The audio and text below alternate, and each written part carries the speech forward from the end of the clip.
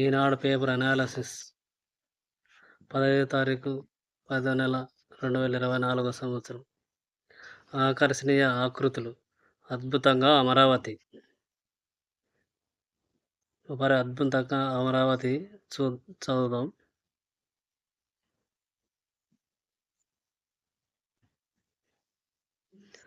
రాజధాని అమరావతిలో శాసనసభ, హైకోర్టు, సచివాలయం, విభాగాధిపతుల కార్యాలయ భవనాల ఆకృతులను మార్చరాదని రాష్ట్ర ప్రభుత్వం నిర్ణయించింది.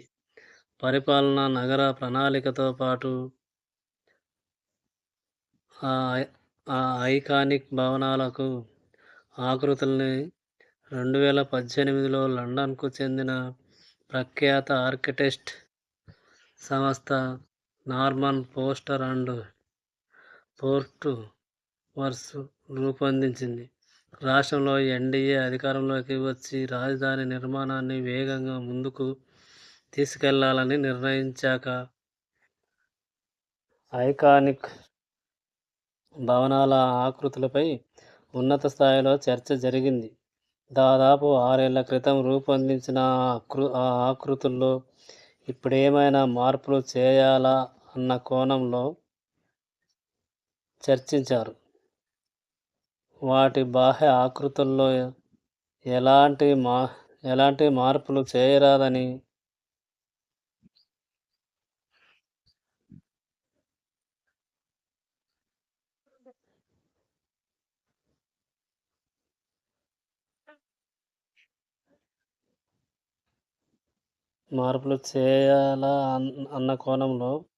ఇప్పుడేమైనా మార్పులు చేయాలా అన్న కోణంలో చర్చించారు. వాటి బాహ్య ఆకృతుల్లో ఎలాంటి మార్పులు చేయరాదని, అవసరమైతే అంతర్గతంగా కొన్ని మార్పులు చేయాలన్న అభిప్రాయానికి వచ్చారు.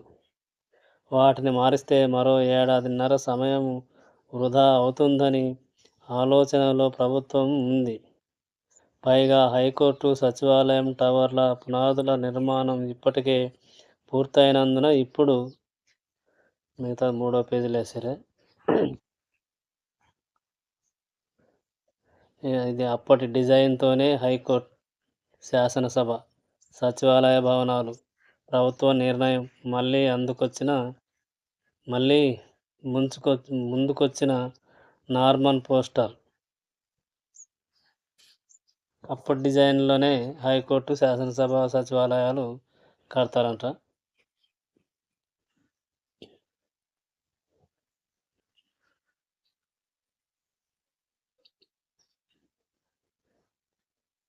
అప్పట్లో ఆకృతులు ఇలా.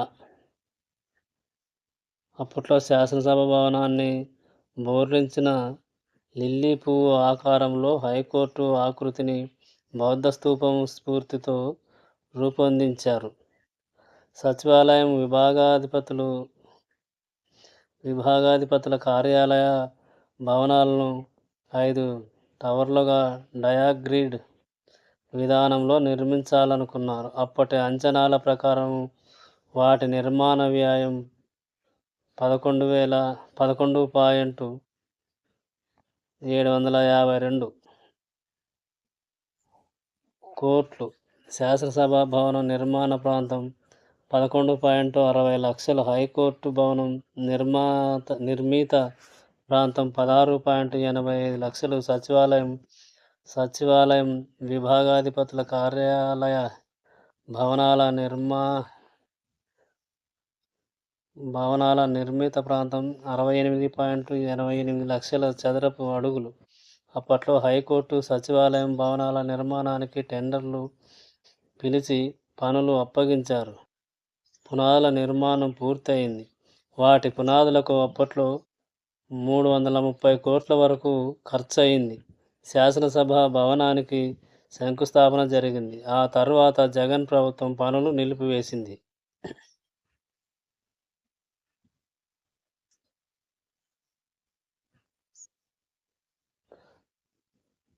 పల్లె పండగతో మహర్దశ.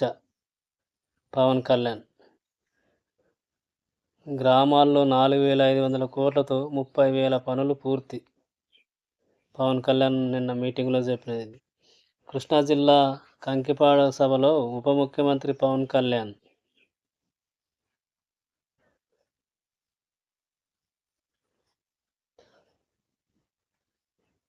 గ్రామీణ ప్రాంతాల్లో వేధిస్తున్న 30,000 సమస్యలను 4,500 కోట్లతో వచ్చే సంక్రాంతిలోగా పరిష్కరిస్తామని ఉప ముఖ్యమంత్రి, పంచాయతీరాజ్, గ్రామీణాభివృద్ధి శాఖ మంత్రి పవన్ కళ్యాణ్ వెల్లడించారు. కృష్ణా జిల్లా కంకిపాడులో పల్లె పండగ కార్యక్రమానికి సోమవారం ఆయన శ్రీకారం చుట్టారు. కంకిపాడులో 91 లక్షలతో 11 సిమెంట్ రోడ్లు, 4.15 లక్షలతో 2 గోకులాలు, పునాదిపాడులో 54 లక్షల రూపాయలతో 2 సిమెంట్ రోడ్లు పనులకు పవన్ శంకుస్థాపన చేశారు. ఈ సందర్భంగా నిర్వహించిన బహిరంగ సభలో పవన్ కళ్యాణ్ ప్రసంగించారు. ఆగస్టు 23న రాష్ట్ర వ్యాప్తంగా 13,326 పల్లెల్లో గ్రామ సభలు నిర్వహించి సిమెంట్ రహదారులు, బీటీ రోడ్లు, ప్రహరీలు, గోకులాల పారిశుద్ధ్య పనులు అన్నీ కలిపి 30,000 అభివృద్ధి పనులు చేపట్టాలని తీర్మానం చేశాం. వాటన్నింటికీ పల్లె పండగ వారోత్సవంగా భాగంగా ఈ నెల 20 వరకు శంకుస్థాపన చేస్తాం. పనులను సంక్రాంతిలోపు పూర్తి చేసేలా పక్కా ప్రణాళికతో ముందుకెళ్తాం. ప్రతి గ్రామంలో జరుగుతున్న పనుల వివరాలను ప్రజలందరికీ తెలియజేసేలా సమాచార బోర్డులు ఏర్పాటు చేస్తాం. సామాన్యులొచ్చి పనులు, నిధులు నాణ్యత తెలుసుకునేలా అత్యంత పారదర్శక వ్యవస్థను ఏర్పాటు చేశాం అని వివరించారు.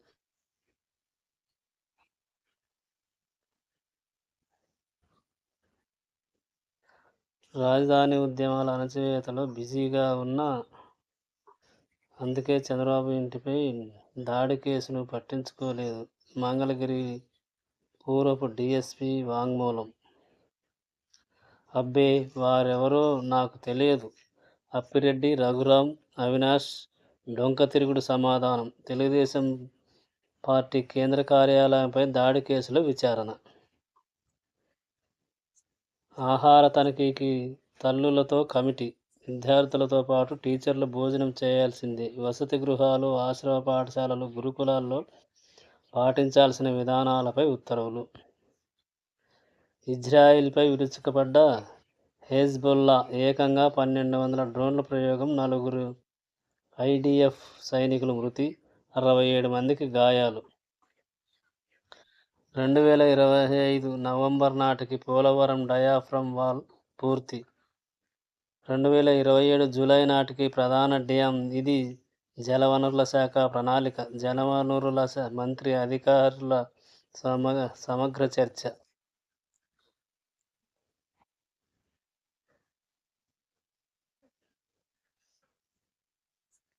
కెనడా మళ్లీ ఖయ్యం.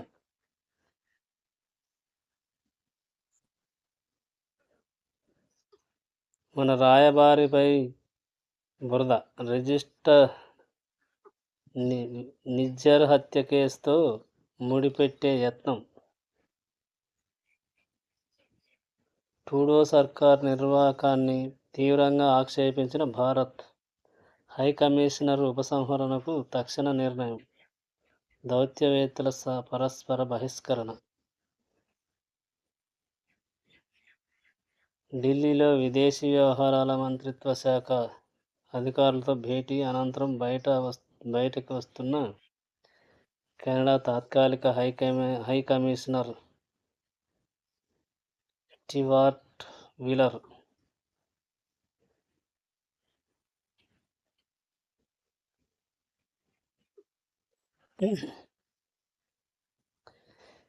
కెనడా మరోసారి గిల్లి కజ్జాలకు దిగింది. భారత్పై తీవ్ర ఆరోపణలకు ఉపక్రమించింది. సిక్కుల అతివాద నేత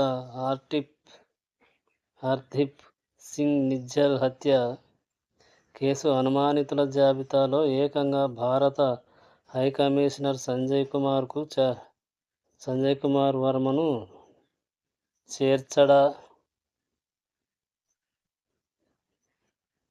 చేర్చడానికి ప్రయత్నించింది.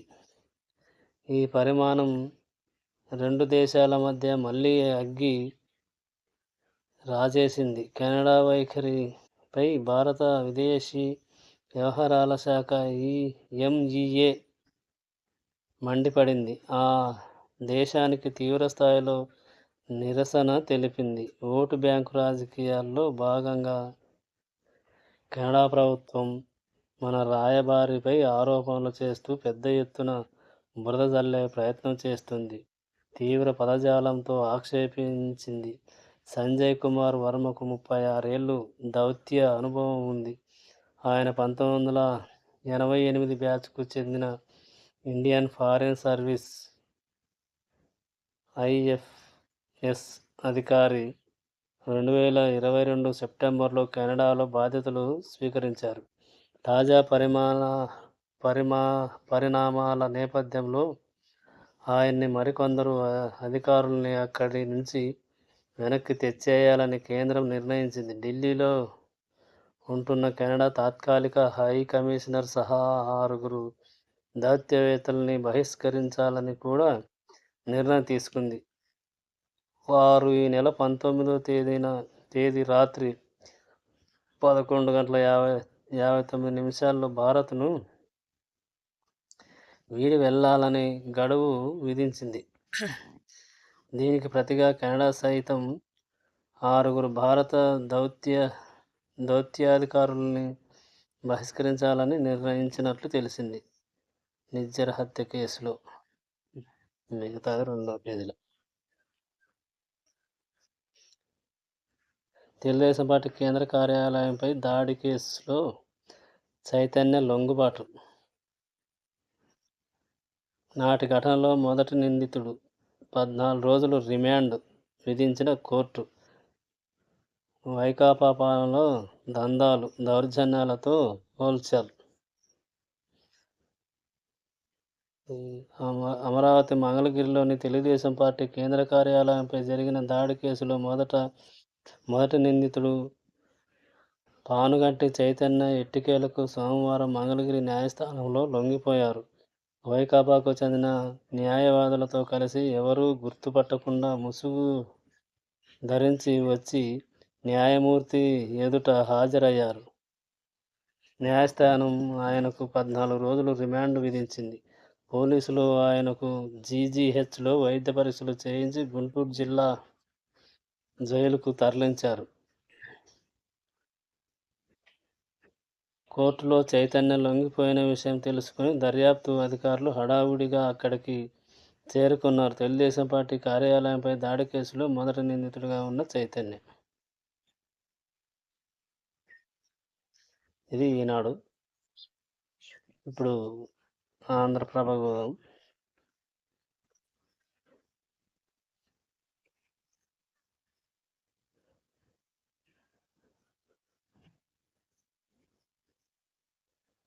ఆంధ్రజ్యోతి.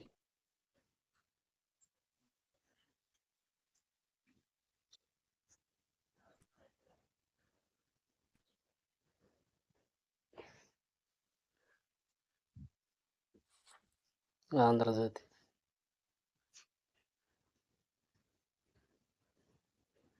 Kick luck. ఆంధ్రజ్యోతి లిక్కర్పై మంచి న్యూస్ మొదటి దాంట్లో రాసింది. చూద్దాం.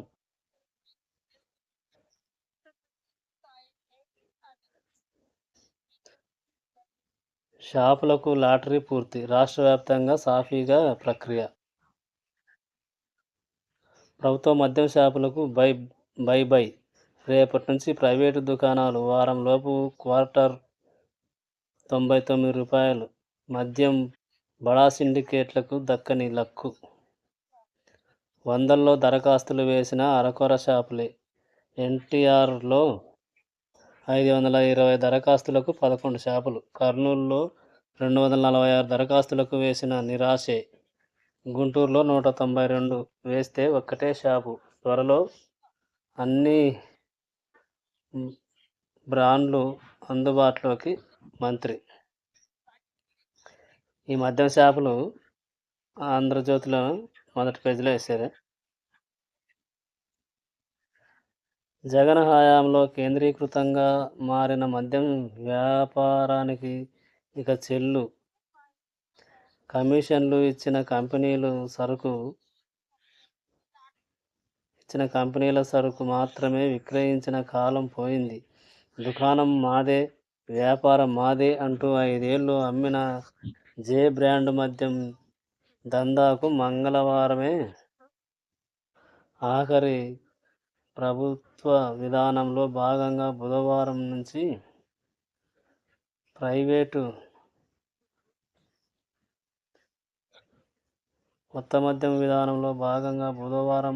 ప్రైవేటు దుకాణాలు తెరుచుకున్నాయి. మంగళవారం రాష్ట్ర వ్యాప్తంగా లాటరీ ద్వారా లైసెన్సీల ఎంపిక పూర్తయింది. కిక్కు లక్కు దక్కించుకున్న వారు సంబరాలు చేసుకున్నారు. భారీగా దరఖాస్తులు సమర్పించిన షాపులు దక్కక కొన్ని సిండికేట్లు షాక్ తిన్నాయి. 1-2 దరఖాస్తులే వేసినా కొందరిని అదృష్టం వరించింది.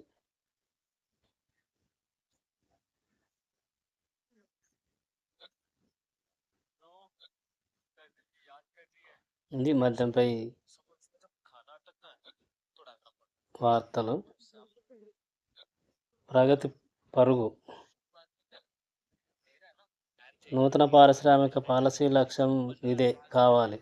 అధికారులకు సీఎం చంద్రబాబు దిశానిర్దేశం. ఉద్యోగ కల్పనకు పెద్దపీట వేస్తూ స్పీడ్ ఆఫ్ డూయింగ్ బిజినెస్ దిశగా దూసుకెళ్లాలి. ముందు వచ్చిన కంపెనీలకు అదనపు ప్రోత్సాహకాలు. ఎక్కువ ఉద్యోగాలిస్తే 10% అదనపు ఇన్సెంటివ్లు. ఎస్సీ, ఎస్టీ మహిళలకు 5% అదనం. అమరావతిలో Ratan Tata innovation hub, startup facilitation కేంద్రంగా అమరావతి.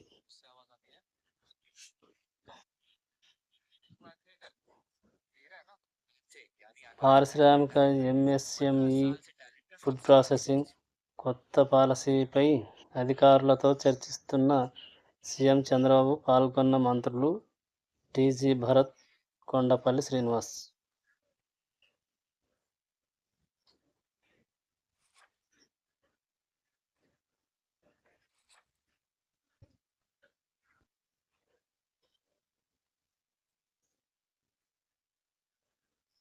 ఇది ఆశ నిరాశ. విజయనగరం జిల్లా మద్యం వ్యాపారుల సిండికేట్ 500కు పైగా దరఖాస్తులు వేసింది. కానీ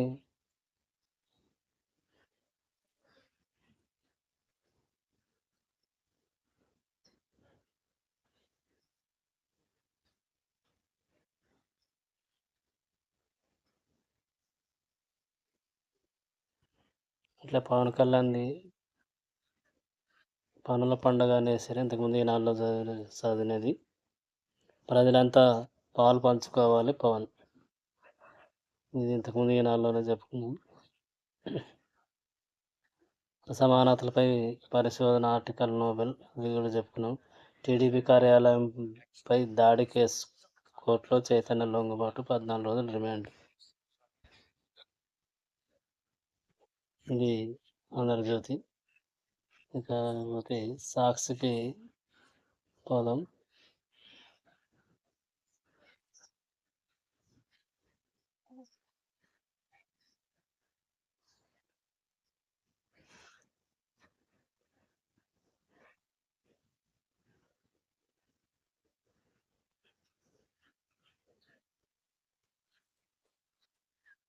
సాక్షి ఆంధ్రప్రదేశ్.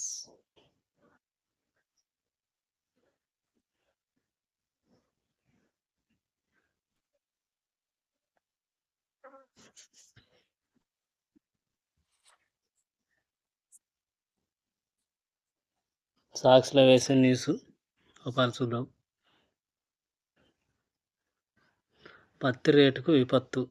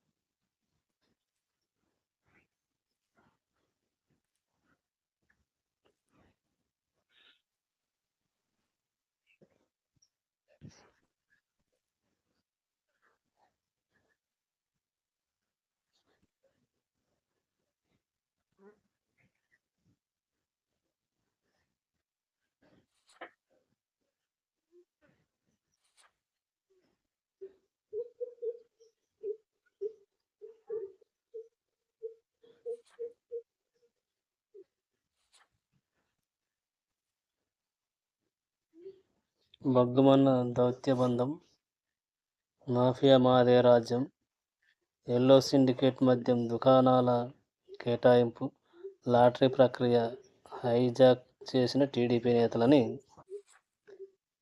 సాక్షి వేసింది. వేర్ ఈజీ పోలీస్ ప్రభుత్వం కేసును పక్కదారి పట్టించే ప్రయత్నాలు 3 రోజులైనా ఎఫ్ఐఆర్ నమోదు చేయని పోలీసులు 6గురు అత్యాచారానికి పాల్పడినట్లు చెబుతున్న సీసీ కెమెరాల ఫుటేజ్, వారిలో 5గురిని అదుపులోకి తీసుకున్న పోలీసులు ఈ ముఠా నాయకుడిని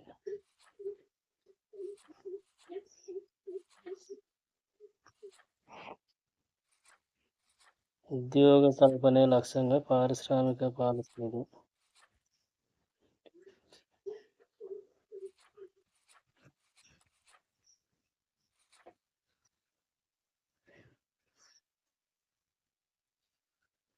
మద్యం దుకాణాలపై సాక్షి వాళ్ళదే తెలుగుదేశం వంద రాజ్యం అని మాఫియా రాజ్యం అనేది వేసారు. బగ్గుమన్న దౌత్య బంధం, ఇది ఇంతకుముందు 4 నిర్జర హత్య కేసులేదు.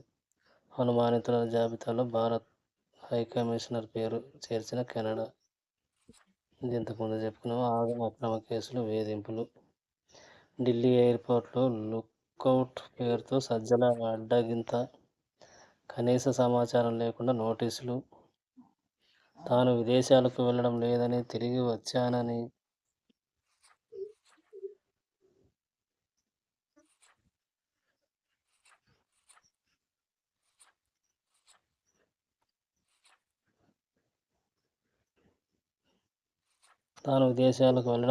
తిరిగి వచ్చానని చెప్పడంతో అనుమతి అప్పటికే హైదరాబాద్ విమానం టేకాఫ్. ఎమ్మెల్సీలు లెల్లా అప్పిరెడ్డి, తలశీల రఘురాం, మాజీ ఎంపీ నందిగాం సురేష్, వైఎస్ఆర్సీపీ నేత దేవినేని అవినాష్ లక్ష్యంగా అక్రమ కేసులు.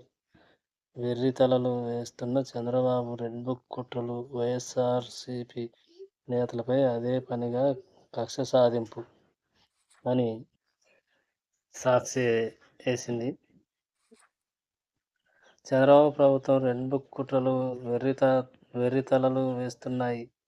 వైఎస్ఆర్సీపీ నేతలే లక్ష్యంగా వరుస అక్రమ కేసులతో వారిని వేధించేందుకు టీడీపీ కూటమి ప్రభుత్వం కొత్త కుట్రలు తెరతీస్తుంది. అందులో భాగంగానే గతంలో టీడీపీ ప్రధాన కార్యాలయం వద్ద నిరసన కార్యక్రమాన్ని వక్రీకరిస్తూ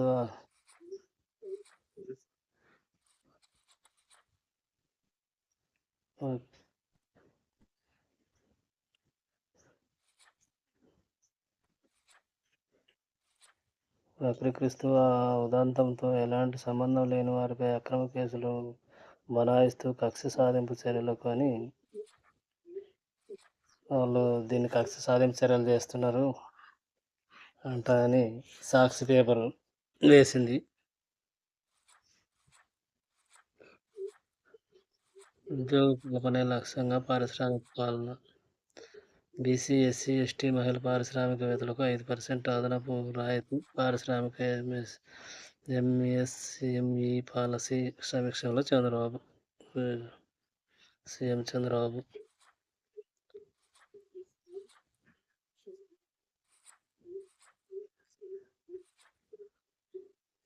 మాఫియాదే రాజ్యం, 2వ పేజీలో లిక్కర్ మాఫియా సూత్రధారి పాత్రధారి.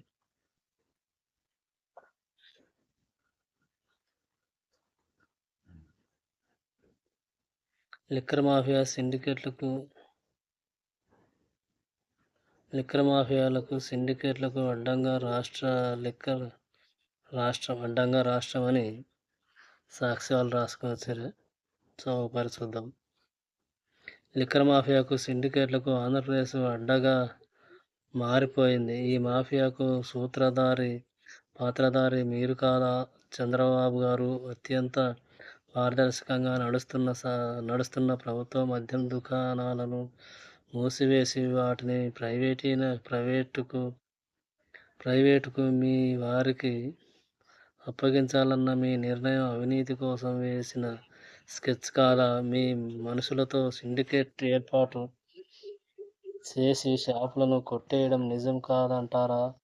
రానున్న 5 ఏళ్లలో పెద్ద మొత్తంలో ఎంఆర్‌పీ కంటే అధిక రేట్లతో అమ్మి మీరు అనుమతిచ్చిన డిస్టర్ల డిస్టిలరీల ద్వారా అమ్మకాలు భారీ స్థాయిలో పెంచేసి వేల కోట్ల రూపాయల అక్రమ రాబడికి ద్వారాలు తెరిచిన మాట వాస్తవమే కదా అని సాక్షి వాళ్ళు రాశారు. లిక్కర్ మాఫియా సిండికేట్లకు ఆంధ్రప్రదేశ్ అడ్డగా మారిపోయింది. ఈ మాఫియాకు పాత్రధారి మీరు కాదా అంటూ ముఖ్యమంత్రి చంద్రబాబును ఎక్స్ వేదికగా వైఎస్ఆర్సీపీ అధ్యక్షుడు మాజీ సీఎం వైఎస్ జగన్మోహన్ రెడ్డి నిలదీశారు. మీ అక్రమార్జన కోసం మీకు మీ వారికి అవినీతి డబ్బు సంపాదించడం కోసం మీరు అమలు చేస్తున్న లిక్కర్ పాలసీ రాష్ట్రానికి ప్రజల భవిష్యత్తుకు ప్రమాదకరమని హెచ్చరించారు. అక్కాచెల్లెమ్మల ఉసురు, యువత ఉసురు, ఆరోగ్యం రూపేణా ప్రజల ఉసురు మీరు పోసుకున్నట్లే విద్య, వైద్యం, వ్యవసాయం రంగాలను ఇప్పటికే తిరోగమన బాట పట్టించారు. అవినీతే ధ్యేయంగా తెచ్చిన లిక్కర్ పాలసీల రాష్ట్రాన్ని మరింత వెనక్కి లాగుతున్నారు. మీ చర్యలను వెంటనే సరిదిద్దుకోండి, లేకుంటే ప్రజలు తిరగబడతారు అని వైఎస్ జగన్ హెచ్చరించారు. ఈ మేరకు చంద్రబాబు ప్రభుత్వం తెచ్చిన లిక్కర్ పాలసీని తీవ్రంగా తూర్పారబడుతూ సోమవారం తన ఎక్స్ ఖాతాలో వైఎస్ జగన్ పోస్టు చేశారు. ఇందులో వైఎస్ జగన్ ఏమన్నారంటే, ఇది సాక్షిలేదు. ఫక్తు లిక్కర్ వ్యాపారుల చంద్రబాబు నాడు ఏరులై పారించారు. మళ్ళీ ఇప్పుడు రోడ్డున పడ్డ 15,000 మంది సంగతేంటి? సరిదిద్దుకోండి, లేకుంటే ప్రజలు తిరగబడతారు. ఇది సాక్షిలో రాసుకొచ్చారు. ఏమనేది ప్రజలు చూసుకుంటారు. మద్యాన్ని ఆదాయ వనరుగా మార్చుకోవడం సిగ్గుచేటు అని సాక్షిలో వేశారు. సరే, ఇంతటితో దీన్ని ముగిస్తున్నాను. మళ్ళీ రేపటి వార్తలతో రేపు చూద్దాం. ఇప్పటికి ముగిస్తున్నాను.